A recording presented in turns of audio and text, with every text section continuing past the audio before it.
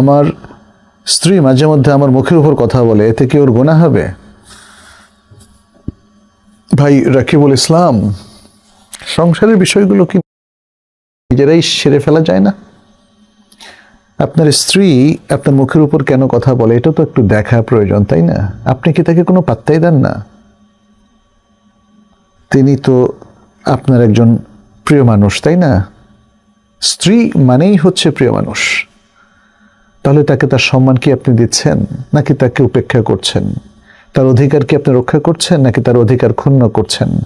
আপনি কি তাকে মানুষ হিসাবে মর্যাদা দিচ্ছেন, তার মতের প্রতি রেসপেক্টফুল থাকছেন, নাকি থাকছেন না?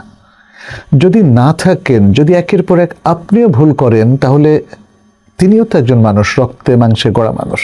তিনি আপনার মুখের উপরে কথা বলে ফেলতেই পারেন। সেক্ষেত্রে আপনাকে ধৈর্যের সাথে এটা মোকাবেলা করতে হবে।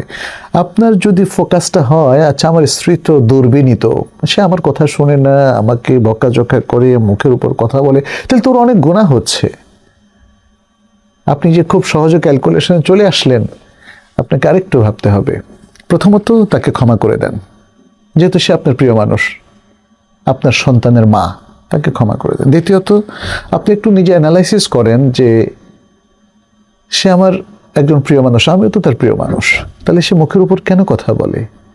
আমার নিজের কি কোনো দোষ আছে?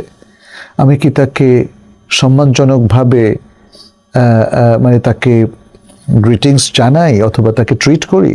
তার সাথে আমার ইন্টারাকশনটা কি একজন আদর্শবান হাজব্যান্ডের মতো, নাকি দুষ্ট হাজব্যান্ডের মতো, তাই না? এগুলো একটু আপনিও চিন্তা ভাবনা করুন, তাহলে আমার মনে হয় আপনি ক্লু পেয়ে যাবেন। আর আপনি নিজের গুণাটা সম্পর্কে বেশি সচেতন হন, যে অন্যের অধিকারগুলো ঠিকমতো রক্ষা হচ্ছে কিনা, আপনার পাপ হচ্ছে কিনা।